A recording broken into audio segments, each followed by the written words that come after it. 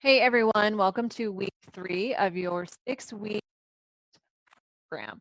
Today we're going to be focusing on your overall goal and commitment that you're making as part of this process. Last week we got super complicated. We got into the science behind what we do here through the Life Coach School. So this week we're going to focus more on what is your goal, what do you want to get out of this, and how do we get there? Last week, we gave you a bunch of tools to work through as part of this process. And one of the things that I hope that you're doing is doing that journaling and really working through what's happening with you and what are you choosing to eat and why. And so as we work through our discussion today, I want you to be thinking about how this applies specifically to the protocol that you've created and how you want to be interacting with food over the next couple weeks and over the course of the rest of your life. Rather than going through my slides like I did last week, I wanted to loosen up a little bit and show you some of my mad art skills. So we're going to be using the flip chart today. We're going to go through specifically a little discussion on commitment in general, and then we're going to talk about feelings and urges and why it's so important to learn to allow and experience both of those as part of this process. And then we're going to bring it all together and talk again about the result that you're trying to create. So first and foremost, commitment. When we talk about making commitments in our life and we set goals in our life, it's really important to become more conscious of how do we talk about our goals? How do we talk about our commitments that we've made? For example, are you saying, I'm trying to lose weight? I'm trying this new weight loss program. Or are you approaching it mentally and verbally from a place to losing weight? I'm committed to making change. I'm committed to understanding my relationship with my body and with food. The main difference between people who get results and those who don't is simply their level of commitment. One of the easiest ways to assess the level of commitment is just ask yourself, am I trying or am I committed? Either of those are going to create very different results when you employ them in your life. When we talk about trying, it's a very passive word. It doesn't really require you to do anything. Trying simply is trying in and of itself. It doesn't require you to act and then fail. Versus committed. When you're committed to doing something, it suggests that you're going to actually try, and there might be failures that go along with it. We characterize that as massive action. You might have heard me talk about massive action versus passive action. And a lot of times when people set a goal, they get lost in this passive action realm. They're willing to read books and can do continuing education courses and enroll in all these programs and enroll in all these groups, but they're not really doing anything to take them closer to their goal. You know that you are in passive action when you're not going anywhere. There's no risk of failure and you're not creating any new results. Passive action is a very sneaky way to be trying towards a goal, but it's actually just keeping you stuck. And so when we think about this goal of weight loss or whatever the goal may be, we want to be living in a realm of I'm committed, and that means I'm willing to take passive action. When we work towards a goal and we're really committed to accomplishing that goal, we have committed to massive action. And when I say massive action, what that means is you are willing to try and fail repeatedly. Massive action recognizes that in order to achieve whatever the goal may be, it's going to require you to fail. It's going to require you to get uncomfortable. So you know you are taking steps closer towards your goal. You know you are engaging in passive action when it is uncomfortable and when it kind of sucks a little bit. You know you're engaging in passive action and just trying when it doesn't really feel that bad. It's not a big deal. You can say that you're doing things, but you're really not going anywhere. And you're certainly not failing on a regular basis.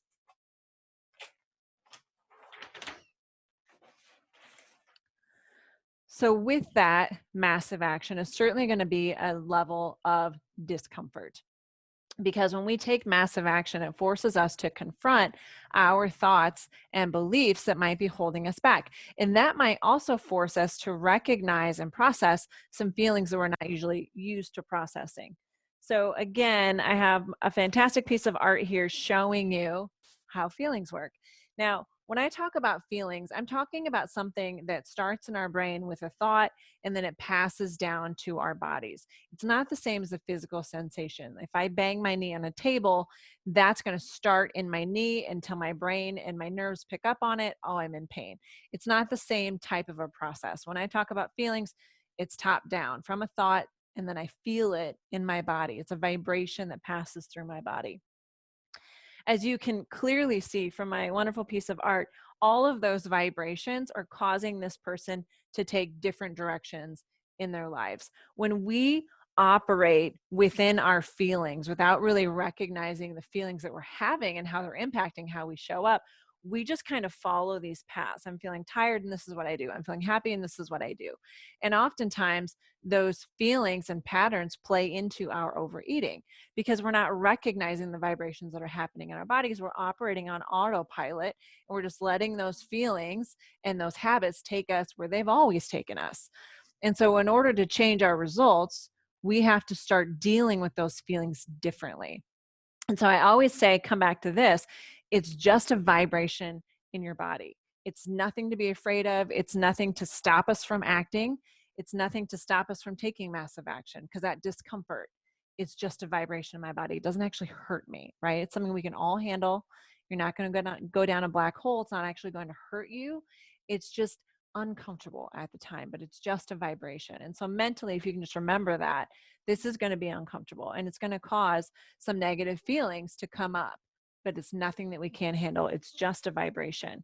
And this is so important because when you think about those feelings, you want to start making choices about, where do I want to go? Where am I going? This feeling is going to propel you to go either towards that goal or away from that goal. Or your habits are going to want you to take that feeling and take an action towards your goal or away from your goal. So, in order to learn how to process these feelings and how they fit in the grand scheme, you always have to be looking towards this greater goal.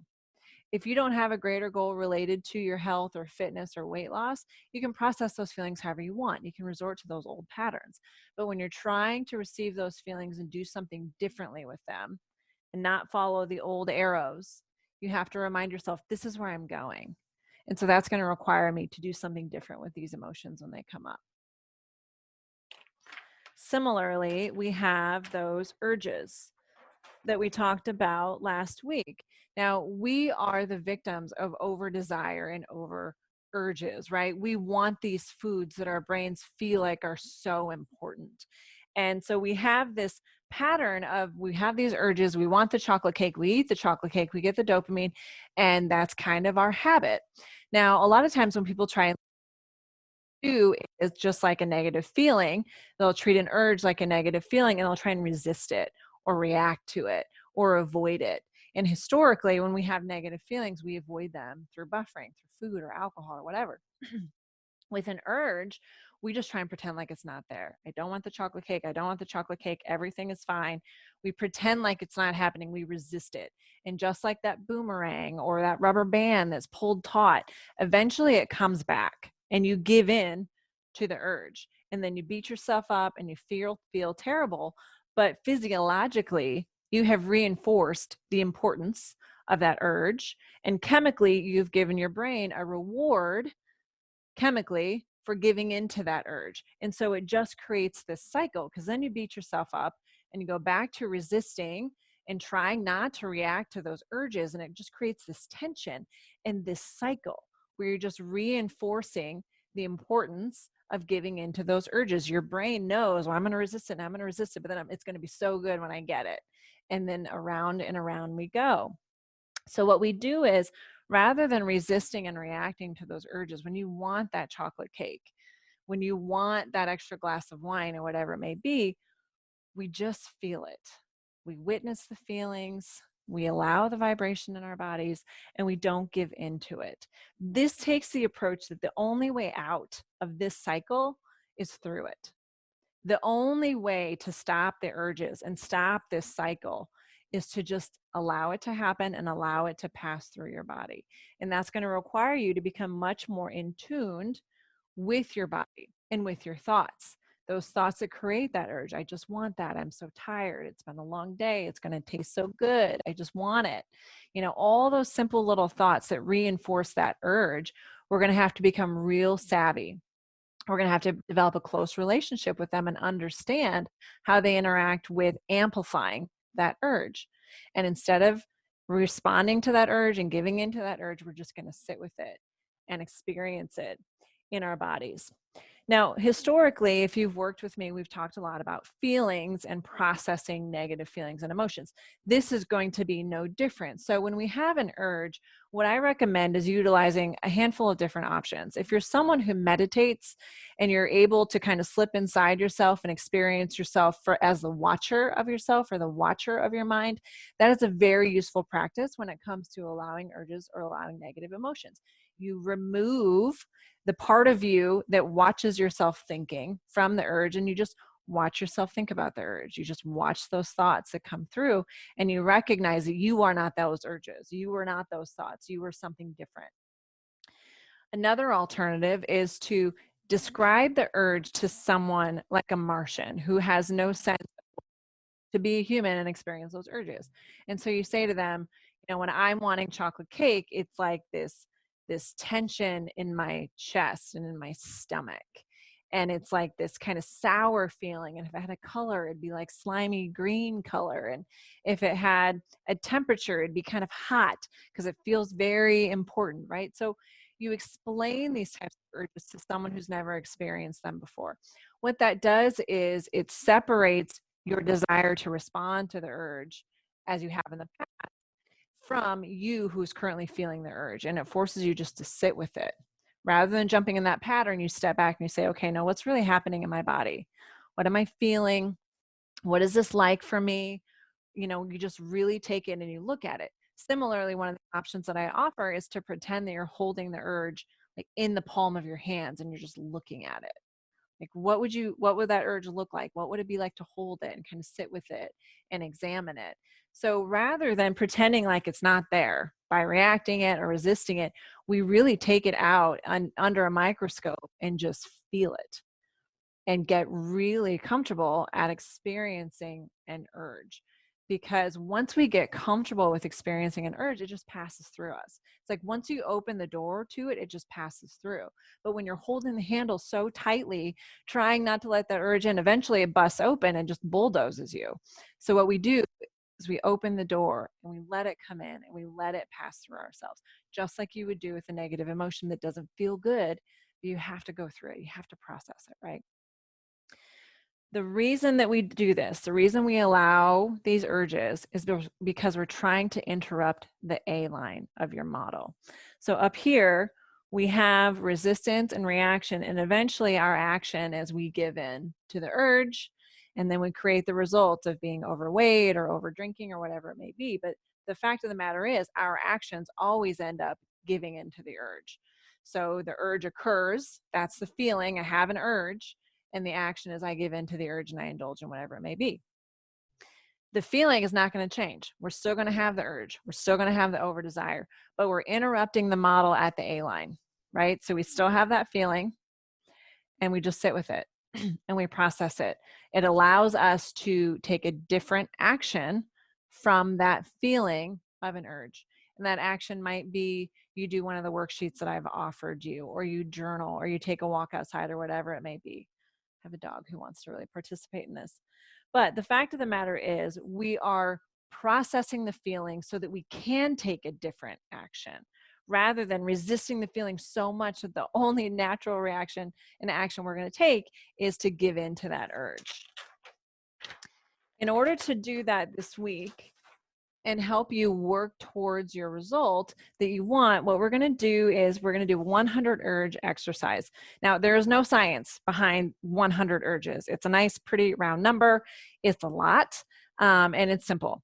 I read a book recently on habits, and one of the things they suggested in some research is that it takes about 40 practices in order to change a habit. So in our circumstances, it might be 40 urges allowed in order to overcome that urge. Now, you're never going to stop having urges, okay? That's not the goal here. But what we are going to do is get to a place where we don't feel like we have to react to the urge. We can just recognize it, see it, allow it, and move on how we want to move on. Follow our protocol, even though I really want to eat the chocolate cake right now. So our goal is to allow 100 urges, and you'll have a worksheet where every time you have an urge that you don't respond to and you just allow, you just mark it down. I did not eat the chocolate cake at 1 o'clock. I did not eat the chocolate cake at 2 o'clock or 3 o'clock. However many times it comes up for you, I want you to record it. Some people find it helpful to find another way to sort of recognize this accomplishment, whether it's a whiteboard and you're ticking it off so you can see it. Some people have an urge jar where every time you allow an urge, you put a marble in the jar so you can visually see your success. Whatever it may be, it's very strange, but sometimes having that visualization and the actual physical effort of moving a marble into a jar can be very cathartic. So I offer you those as suggestions. Come up with something that might work for you. But what we're going to do is work towards 100 urges. It's not 100 consecutive. You're going to fall off of the wagon. It's going to happen because what we're trying to do here is not eliminate the urge. We want to become attuned to them. What does the urge feel like? How do I know when I'm having an urge? Just being more conscious. Then we want to practice that allowing the urge. But we also want to practice having compassion for ourselves when we do give in to the urge. Because I will tell you, when you are just starting out with this work, experiencing an urge and giving into it consciously, that alone is a game changer. You know why you gave into the urge. You will recognize the thoughts, getting off protocol, and here's why. And I'm going to go back and I'm going to examine that, maybe try and understand it better. But the fact of the matter is, giving into those urges is part of the process. It's part of the learning and the sort of the scientific experiment that we're conducting so that you can understand why. Why do I give into urges sometime?